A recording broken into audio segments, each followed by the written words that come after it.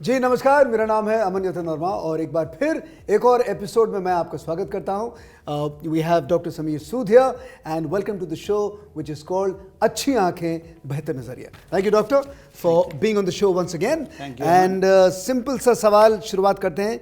तो बताइए डॉक्टर साहब कि मोतियाबिंद सर्जरी में कौन कौन से अलग अलग प्रकार के लेंस डाले जाते हैं?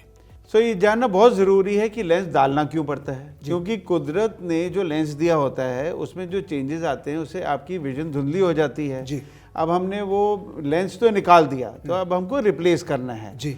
तो हमारे पास बहुत प्रकार के लेंसेज हैं ओवर द ईयर्स, ये बहुत इनमें एडवांसमेंट्स आई हैं। तो पहले मोनोफोकल लेंसेज आए थे, जिसमें मोनोफोकल मीन सिंगल फोकस जी। आपकी हम दूर की विजन ठीक करते थे, पास के लिए आपको चश्मा चाहिए था। फिर मल्टीफोकल लेंसेज या ट्राईफोकल लेंसेज आए, जैसे नाम ये समझाता है, मल्टीफोकस मीन मैनी फोकसेस। तो ये आपको दूर और पास दोनों बिना चश्मे के दिखाता था जी।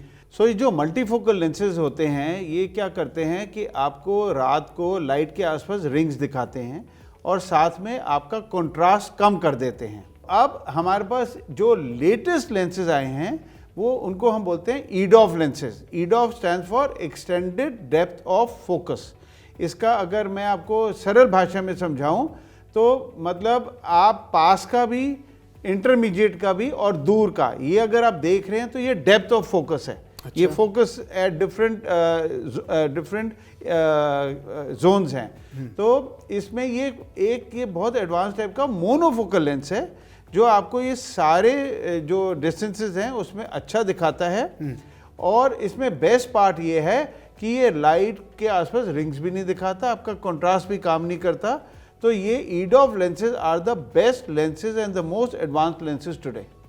ओके, और इनमें और जो नॉर्मल लेंसेज में मेजर जो फर्क है वो क्या है? जैसे मैंने अभी आपको समझाया, अगर जो बाकी लेंसेज हैं वो एक फोकस जोन पे, एक डिस्टेंस पे ही फोकस कर सकते हैं। इसमें आगे पीछे, इसमें आप आगे पीछे मोबाइल भी, आप अपना कंप्यूटर भी, आप अपना टीवी भी, आप ड्राइविंग भी, आप सब कुछ लगभग बिना चश्मे के कर सकते हैं।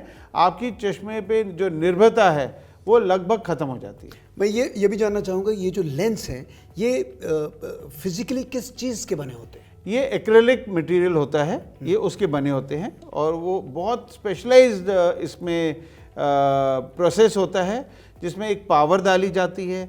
जो पावर आपकी कोई भी प्री एग्जिस्टिंग नंबर हो आपका ऑपरेशन से पहले, plus number, minus number, cylinder number, दूर का नंबर, पास का नंबर, वो सब इसमें हम डाल के आपको चश्मे से छुटकारा भी दिलवा। तो कभी ऐसा नहीं होता है, कभी मैंने सुना है कि भाई किसी के बॉडी में किसी दूसरे का कुछ अंग डाला है तो बॉडी रिजेक्ट कर देती है? बहुत अच्छा क्वेश्चन आपने अमन पूछा है। हाँ, कि आंख रिजेक्ट करती है कि नहीं? आंखों, देखिए ये फॉरेन बॉडी है जी। तो बॉडी का काम है कि कुछ भी अगर फॉरेन चीज़ हो तो उसको रिजेक्ट करें। बट उसके लिए क्या करते हैं, जो लेंसेज पे हम स्पेशल कोटिंग कर देते हैं जिससे कि वो रिजेक्शन का रेट बहुत कम हो जाए। और साथ में हम स्पेशल ड्रॉप्स डालते हैं जिससे कि आंख उन लेंसेज को रिजेक्ट नहीं करती। तो मैं अपने दर्शकों को ये बताना चाहता हूँ कि कोई डरने की बात नहीं है। जो कैटरेक्ट सर्जरी है वो हमारे शरीर में एक जो सबसे ज़्यादा सर्जरी होती है वर्ल्ड ओवर, वो कैटरेक्ट सर्जरी है। तो आपके जो सर्जन्स हैं, आपकी जो टेक्नोलॉजी है वो इतनी एडवांस हो गई है कि आपको अब डरने की कोई ज़रूरत नहीं है। बट ऐसा कोई केस हुआ है जिसमें किसी की बॉडी ने, आंख ने रिजेक्ट कर दिया? अगर आप ड्रॉप्स नहीं डालेंगे तो, या अगर लो क्वालिटी का लेंस डालेंगे तो उसमें रिजेक्शन होती है। और रिजेक्शन के जो लक्षण होते हैं वो क्या होता है, आंख में दर्द, आंख में लाली, आपको धुंधला दिखना, आपको वाटरिंग होना। इसी से आपको पता चल जाएगा कि आपकी बॉडी इस लेंस को रिजेक्ट कर रही है। बट उस टाइम पे भी हम अगर ड्रॉप्स डालेंगे तो हमको लेंस रिप्लेस करने की कोई ज़रूरत नहीं है। एक और प्रॉब्लम आप लोगों के सामने रखी गई थी और डॉक्टर समीर सूद जी ने यहाँ पे उस प्रॉब्लम को एक तरह से चुटकी भर में यहाँ पे हल कर दिया। Well, thank you doctor Sameer Sood once again.